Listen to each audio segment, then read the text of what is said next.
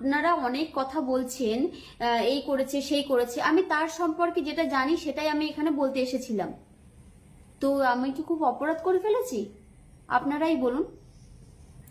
আরেকটা কথা, আমি কিন্তু আহ, মানে এটা বলতে চাইনি যে সে আমি তাকে মানে অপরাধী বলছি না, বা আমি কারোর পক্ষেও কিন্তু কোনো পক্ষপাতীয় হতে চাইছি না। কেউ আমার শত্রু নয়, কেউ আমার মিত্রও নয়, ঠিক আছে? যে ধরনের আমি ভিডিওগুলো বলতে চাইছি, কিছু কিছু কমেন্টস এসছে যে একটা পরপুরুষের সাথে ভিডিও করতে লজ্জা করে না। আচ্ছা, যারা যারা তাহলে একটা ছেলে একটা মেয়ে ভিডিও বানায় ভাই বোনের, তাহলে সেটা কি পরপুরুষ হয়ে যায়? আপনাদের বাড়িতে নিশ্চয়ই ফ্যামিলিতে মা আছে, বোন আছে, তো তাদের সাথে তো আপনি থাকছেন, তো তারা কেন আপনার সাথে পরপুরুষদের সাথে থাকবে? তো তাদেরকেও বের করে দিন। এমনটাই, তাই কি নয়?